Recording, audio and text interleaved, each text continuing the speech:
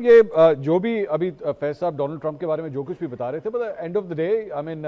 وہ ایک ایسے ملک کے اس وقت صدر ہیں جو کہ بڑا ایک طاقتور ملک ہے، اور جتنی وہ تباہی پھیلا چکا ہے اور وہ مزید بھی پھیلا سکتا ہے. لیکن یہ جو بلاکٹ کرنے کا سلسلہ جو شروع کیا گیا ہے، کیا اس کی یہ بھی وجہ ہو سکتی ہے کہ ایران کے اوپر ایک انڈائریکٹ جو اس کے دوست ممالک ہیں ان کا پریشر مزید ڈیولپ کروایا جائے، چاہے وہ چائنا ہو چاہے وہ پاکستان ہو، کہ جناب اگر آپ لوگوں کے ساتھ یہ پرابلم آ رہی ہے تو اس کی ریزن ہم نہیں ہیں بلکہ ایران ہے جو کہ ان شرائط کو مان نہیں رہا؟ دیکھیں، سب سے پہلے تو آئی تھنک ایک وضاحت بہت ضروری ہے. فیض صاحب نے کہا، خود جو ٹرمپ نے شروع میں یہ کہا تھا کہ اسٹریٹ آف ہارموز کا ہم نے بلاکیٹ کرنا ہے، یعنی کہ وہاں سے جو بھی شپس وغیرہ گزر رہے ہیں اور ایران کو اگر وہ ٹول دے رہے ہیں تو اس کو ہم وہاں سے ایسا کرنے نہیں دیں گے. لیکن جو سینٹ کام نے بعد میں جو اپنا سٹیٹمنٹ جاری کیا، اس میں انہوں نے یہ کہا ہے کہ ایران سے بندرگاہ سے جو شپ نکل رہے ہیں اور جو وہاں پر جا رہے ہیں صرف ان کو روکا جائے گا. اس کا مطلب ہے ایفیکٹولی اسٹریٹ آف ہارموز کے بارے میں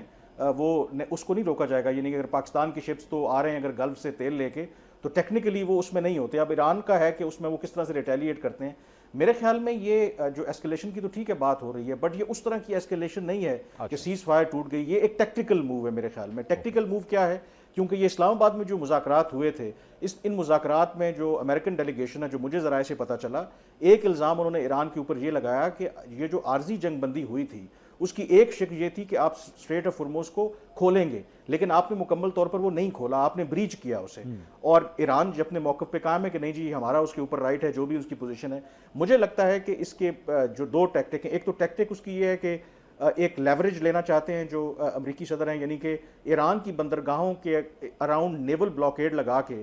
اگر دوبارہ مذاکرات کا دور ہوتا ہے تو کہیں گے کہ اچھا آپ چاہتے ہیں کہ ہم یہ بلاکیڈ ختم کریں تو پہلے آپ اسٹریٹ آف ہارموز کو ری اوپن کریں. تو ایک کوئڈ پرو کو ہوگا. اور اس میں جو تیسرا فیکٹر بالکل آپ ٹھیک کہہ رہے ہیں کہ جو ایران کے ایلائز ہیں، جس میں چین سب سے زیادہ متاثر ہوگا، کیونکہ چین ابھی بھی وہاں سے تیل گیس وغیرہ لے رہا ہے کیا کہتے ہیں ایران سے.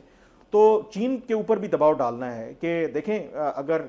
یہ معاملہ جلدی حل نہیں ہوگا، ایران کو آپ کنونس نہیں کریں گے تو پھر آپ کی معیشت بھی متاثر ہوگی. تو اس لیے میں یہ سمجھتا ہوں کہ جو سیز فائر کی بات ہو رہی ہے کہ وائلیٹ ہونے کی، یہ ٹیکٹیکل موو ہے. اب وہ کس حد تک کامیاب ہوتا ہے، کیونکہ ایران نے تو دھمکی یہ لگائی ہے کہ اگر وہ ہماری بندرگاہیں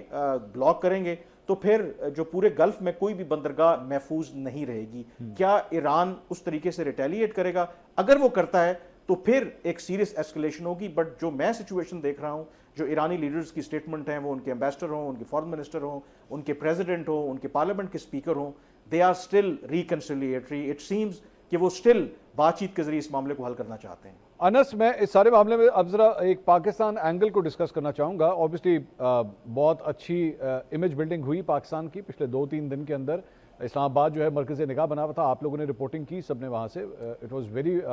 ویل رپورٹڈ جس طرح بھی آپ لوگوں نے رپورٹ کیا. بٹ پاکستان کے اوپر بھی کیا کوئی آپ کی نظر میں ایک ٹائمر چل رہا ہے جس میں ابھی تک جو ہے پاکستان نے اپنے آپ کو دور رکھا ہے، ایک ثالث کے طور پہ ٹیبل کے اوپر موجود رہا، فیسیلیٹیٹر کے طور پہ رہا، لیکن اوبویسلی یہاں پہ بار بار جو ہے وہ سعودی عرب کے ساتھ جو دفاعی تعاون کا معاہدہ ہے وہ بھی بار بار ڈسکس ہوتا ہے، اور ہماری جو چند دفاعی اسٹریٹجک فورسز ہیں وہ اب بتایا گیا ہے کہ سعودی عرب پہنچ بھی چکی ہیں. آپ کے خیال میں پاکستان کے اوپر یہ پریشر بلڈ ہو رہا ہے، لیکن یا آپ سمجھتے ہیں کہ نہیں پاکستان جو ہے وہ ابھی بھی بالکل ایک سیف زون میں ہے اور اس کو اس ڈیفنس پیکٹ کو ایکٹیویٹ کرنے کے لیے کوئی زیادہ ضرورت نہیں پڑے گی؟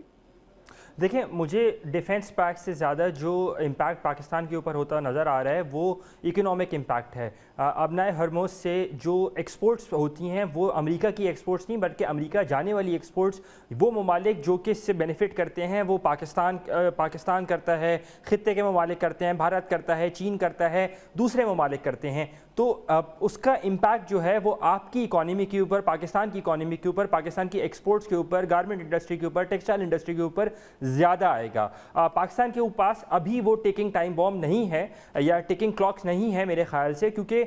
اس کی بڑی وجہ یہ ہے کہ اب آج تو خیر رپورٹ بھی ہو گیا ہے کہ وزیر اعظم شہباز شریف جو ہے وہ آئندہ 2 روز کے اندر جو ہے وہ سعودی عرب جائیں گے اور اس کے بعد وہ ترکیہ جائیں گے. یہ انیشیٹو سب سے پہلے شروع ہی سعودی عرب سے ہوا تھا 12 اور 13 مارچ کو، جب وزیر اعظم اور وزیر اعظم شہباز شریف اور فیلڈ مارشل عاصم منیر جب جدہ گئے اور ان کی محمد بن سلمان سے ملاقات ہوئی تو یہ وہاں سے ساری بات جو ہے انہوں نے پہلے انکریج کیا اور پھر پاکستان نے انیشیٹو لیا اور اس کے بعد پھر ہم نے 19 مارچ والی میٹنگ دیکھی. تو میرے خیال سے اس کا جو ڈیفینس سائڈ سے لے کے, اور ایک اور چیز جو ڈیفینس سائڈ کی جو بڑی امپورٹنٹ ہوتی ہے, یہ اسٹریٹجک میوچل ڈیفینس ایگریمنٹ جو ہے اس کی ہمیشہ کلاز جو ہے وہ جو اگریونگ پارٹی ہوتی ہے اس کے پاس رہتی ہے. گویا یہ کہ خدا نخواستہ اگر پاکستان پر اٹیک ہوتا ہے تو یہ پاکستان کا پریروگیٹو ہے کہ وہ اس میوچل ڈیفینس ایگریمنٹ کو انووک کرے گا کہ نہیں کرے گا. سملرلی ابھی تک کیونکہ سعودی عرب نے نہیں کیا ہے اور سعودی عرب کے اوپر اٹیکس کا سلسلہ بھی کم ہوا ہے, تو میرے خیال سے پاکستان کے پاس ڈیفینس سے زیادہ اکنامک ٹائم بام یا ٹکنگ ٹائم بام زیادہ ہے, جس کی وجہ سے پاکستان زیادہ اپنے ایفرٹس کو تیز کرے گا اس پوری چیز کو ریزالو کرنے کے لیے.